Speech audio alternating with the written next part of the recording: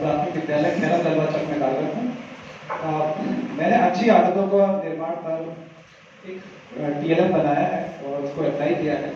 और ये जो अप्लाई किया है, मैं इसको अपने ऊपर अप्लाई किया। मैंने सबको बताया था कि आज से 6.5 महीने पहले मैं 83 kg का था और कुछ आदतों को चेंज किया मैंने, तो आज मैं 71 kg का हूँ।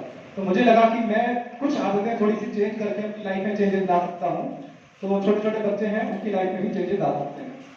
तो मैंने सबसे पहले क्या किया कि आमतौर पे हम अपनी क्लास के बच्चों को इंटेलिजेंस के हिसाब से बांटते हैं। जैसे ये सबसे तेज बच्चा है, ये मध्यम बच्चा है, ये कमजोर बच्चा है। लेकिन मैंने अपनी क्लास में इंटेलिजेंस के हिसाब से ना बांटकर अपनी क्लास के बच्चों को आदतों के हिसाब बांटा और उन आदतों को 3 वर्गों में मैंने डिवाइड किया, जिसमें आप देख सकते हैं मैंने वर्ग ए, वर्ग बी और वर्ग सी 3 वर्ग बनाए। इसमें कुल 30 छात्र हैं। उन 30 छात्रों को मैंने, देखिए सबसे पहले वर्ग ए में 12 बच्चे हैं, आप देख सकते हैं, उनके कोई भी नाम हो सकते हैं। वर्ग बी में 10 हैं और वर्ग सी में 8 बच्चे हैं। ये क्लास के अनुसार उनकी संख्या चेंज हो सकती है।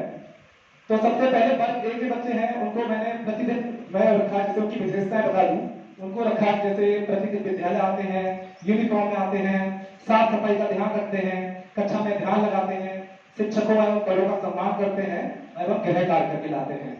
साथ ही वर्ग बी में 10 बच्चे थे, उनको मैंने, उनकी विशेषता है कि जैसे सप्ताह में केवल 3 से 4 दिन विद्यालय आते हैं, कभी यूनिफॉर्म आते हैं, कभी यूनिफॉर्म में नहीं आते हैं, पढ़ने में ज्यादा मन नहीं लगाते हैं, साफ सफाई का विशेष ध्यान नहीं रखते हैं और गृह कार्य भी कभी करते हैं और कभी नहीं करते हैं। फिर वर्ग सी में मेरे 8 बच्चे थे।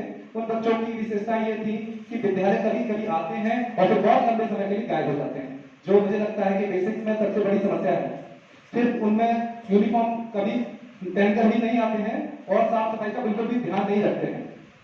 तो इसके लिए मैंने एक अच्छी आदतों का पिटारा बनाया और उन बच्चों को चैलेंजेस के रूप में कुछ उनसे काम उनको फेस करने के लिए कहा। आमतौर पर बच्चे हम समझाते हैं तो नहीं समझते हैं। पर्सनली मुझे लगता है कि हर व्यक्ति चैलेंजेस लेना चाहता है, चाहे बड़े हो चाहे छोटे हो। अगर मैं आप अभी यहाँ पर कोई छोटा सा मैं खेल खिला दूं और उसमें अगर चैलेंजेस देने की बात करूं, तो मुझे लगता है कि आप सब बहुत बढ़ चढ़कर हिस्सा लेंगे। सर ने भी थोड़ी देर पहले बोला था कि कुछ लोग सो रहे हैं, लेकिन अगर मैं छोटे से चैलेंजेस दे दूं तो आप सब अपना सोना छोड़कर उन चैलेंजेस को लेने के लिए उतावले हो जाएंगे। तो मैंने इसमें क्या किया कि नवाचार को बोर्ड में लाने की प्रक्रिया और मैं नियम आपको बताऊं। तो सबसे पहले नई आदत देने वाले छात्र का नाम और नई आदत सीखने वाले छात्र का नाम। जैसे 2 शिक्षक हैं, आप हैं और आप हैं, बालकृष्ण भाई खड़े हो और सर आप खड़े हैं। 2 शिक्षक हैं, 2 बच्चे हैं, इन दोनों 30 बच्चे हैं। हर बच्चे के पेयर बना लिया मैंने, यानी कि 15 यानी कि एक पेयर बना लिया। 30 बच्चों का 15 पेयर हो जाएगा। और उन 15 पेयर बनाने के बाद मैंने हर बच्चे को एक कुछ आदतें जो हमारे स्कूल में अच्छी आदतें हो सकती हैं, जैसे कि बच्चा यूनिफॉर्म पहनकर आएगा, बच्चा विद्यालय प्रतिदिन आएगा, बच्चा प्रतिदिन साफ सुथरा रहेगा, बहुत सारी जो हमारे यहाँ अच्छी आदतें हो सकती हैं, उन आदतों को हर बच्चे को बांट दिया और उन आदतों की पर्ची बनवाकर इस डिब्बे में डलवा दी। और इस डिब्बे में डलवाने के बाद सारे बच्चों को जब आदतें मिल गई तो उन आदतों को मैंने एक खोला और सारे बच्चों को उनको बताया गया। फिर उनको चैलेंजेस दिए कि मैंने कहा भाई बालकृष्ण, आप प्रतिदिन विद्यालय में आते नहीं आते, देखो ये तो प्रतिदिन विद्यालय आता है, आप नहीं आ सकते हैं। तो बोला नहीं गुरुजी हम आएंगे। मैंने आज बिल्कुल नहीं आ सकते, आप तो यार बेकार हो। बोला नहीं गुरुजी हम आएंगे। मैंने कहा पक्का चैलेंज दे रहा हूँ, आप आओगे? तो बोला हाँ ठीक है आएंगे। तो वो उसको मैंने चैलेंज दिया कि ठीक है भाई आप ये देखते हैं, इसका चैलेंज है। इसने आपका चैलेंज एक्सेप्ट? उसने कहा सर यस सर एक्सेप्ट। फिर मैंने कहा आप तो यार इसको यूनिफॉर्म पहन के नहीं आते, आपके पास यूनिफॉर्म है? बोला कि सर गंदी रहती है। मैंने कहा आप बिल्कुल कभी नहीं पहन के आ सकते, आप तो बहुत गंदे से हो, आप सबसे बेकार बीच में। बोला सबसे पीछे लगा करो, और भी कई तरीके से मैंने उनको बोला। तो बोला नहीं गुरुजी हम भी चैलेंज लेने शुरू करेंगे। तो उस तरह से काफी अलग अलग तरीके के चैलेंजेस दिए।